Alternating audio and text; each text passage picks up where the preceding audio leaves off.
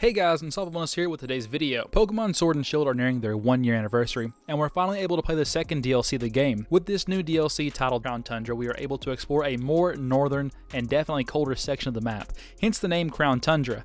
But before this video begins, I want to let y'all know that there will be spoilers in this game for the DLC, so please continue at your own risk. Also, I'd like to invite you all to subscribe to the channel. Taking a few seconds of your time to click subscribe will make me happy for the whole day. So thank you, and let's get on with the video. The Crown Tundra takes place in what seems to be the Pokemon version of Scotland with many different Scottish elements in the design. But with Pokemon Sword and Shield's new Crown Tundra DLC out, there are so many new features that I'm ready to get my hands on. So to celebrate the new Pokemon Sword and Shield content release, I'll be going over the top 5 features in the Crown Tundra DLC.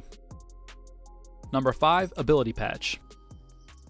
The Ability Patch is one of the new items in DLC that I think everyone is ready for. With this new item, players will finally be able to change their Pokemon's ability. And I know what you're saying, unstopablness, isn't there already an ability capsule in the game that does the same exact thing? Well, yeah, but the difference between these two ability changing items is that the Ability Patch will be able to change any Pokemon's ability to its hidden ability. I remember when Game Freak was talking about Pokemon Sword and Shield before releasing the game, and talking about how even our favorite Pokemon will be able to be used in battles. We are now truly able to make any of our Pokemon, even our old Pokemon, become the best version of themselves. Okay, this item is especially useful for people who are breeding and making their own teams in the Pokemon VGC scene. This will allow for some of the Pokemon who aren't normally able to be bred to change their abilities to their hidden abilities. Most of these Pokemon are legendary, such as Zapdos, Dialga, or even the dreaded Landorus. But even if you're just a casual player or a competitive player, the Ability Patch is one item you'll want to get your hands on in this new Crown Tundra DLC. Number 4, Legendary Pokemon.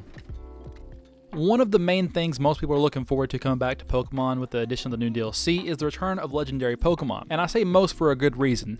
Since all legendary Pokemon are making a return in Pokemon Sword and Shield, it would only make sense that at some point these Pokemon will be available to be used in the VGC season in the future. Competitive Pokemon players have seen what some of these Pokemon are capable of doing and how they can individually change the meta. I'm talking to you, Landorus. While I do enjoy legendaries and what they can bring to the game, it's what they bring to the competitive side of the game that really worries me. I've really enjoyed the meta and the teams we've seen in the previous seasons of Pokemon Sword and Shield VGC. All the teams have been diverse for the most part, with a lot of people showcasing their creativity when it comes to creating teams. I'm worried that most people will start using the same Pokemon and the same teams with very little diversity between each other. I and a lot of others hated the Sun and Moon Ultra series, and I dread the day it returns. But other than that, I'm stoked to have legendaries return to the game in Crown Tundra.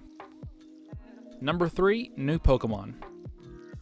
New Pokemon is a main thing I always look forward to when a new Pokemon game comes out. With the release of Crown Tundra, we're given the opportunity to catch a bunch of new Pokemon never before seen. I'm most looking forward to catching all the new legendary bird forms in Crown Tundra. Each one of them will be a difficult adventure as we have to travel through the entire Crown Tundra to find them. That's right, the legendary trio will be roaming legendaries like they were previously in Pokemon X and Y. I really enjoy the look of Zapdos in this DLC, but I really think they all look really amazing. And to really add a cherry on top of the coolness of these new Pokemon, their shiny coloration is an homage to their Cantonian counterparts. I will for sure be looking for their shiny forms in my spare time.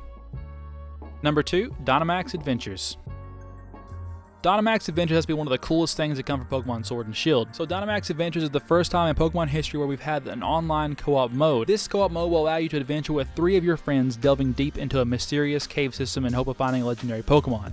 The battles in the Dynamax Adventure mode will be the same as Dynamax battles from the main Galar region, only this time with a little bit more difficult Pokemon and a little bit of a twist. You may be thinking, okay, so what? These are just basically fancy raid dens, but no, they're more than that. There are actually a set of rules that you and your friends must follow in order to complete the Dynamax Adventure. Some of these rules are very odd, and I'll go over them from now to give you an idea of what these souped up raids are going to be like. Throughout the dungeon, each player will only be allowed to have one Pokemon the whole time, but the real kick is that it's not your Pokemon you're using. You actually have to use a rental Pokemon, and you're forced to pick from a selection that you can find at the beginning of the cave. These Pokemon will carry their health over and their PP over from each raid battle, so be careful with the condition of your Pokemon. There are ways to heal your Pokemon or even switch them out completely. You'll be able to switch your Pokemon from the rental Pokemon to a Dynamax Pokemon you just defeated if you want to.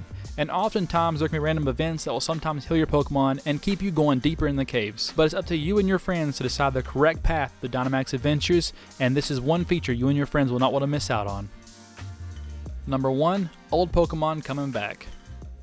It's about time for some of our old friends to be able to return to us in Pokemon Sword and Shield. Although I'm not sure if all Pokemon are allowed to be transferred, I do know many favorite Pokemon will be making a return in this game. This has to be one of the features that most people will be excited about. After waiting a year on this DLC to come out for them to be able to transfer their favorite Pokemon to be with them on the console edition of Pokemon, it's well worth the wait. The Pokemon I'm most looking forward to returning in the game is Absol, but along with Absol, other Pokemon such as Aggron, Crobat, and a lot of other fan favorites will be able to be played with in this new addition to the game.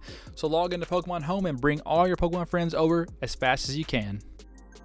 So, what did you guys think of my top 5 list? Were there any features you thought were more important? If so, let me know in the comment section down below. Pokemon Sword and Shield has brought me so many great memories, and I love to share these times with each person watching this video now. I'd like to invite you all to subscribe to my channel if you want to see more great quality Pokemon content like this. I upload pretty regularly, and I always communicate with my audience. Join the army today, and with that being said, I hope you all have a great day as always, and I will see you in the next one.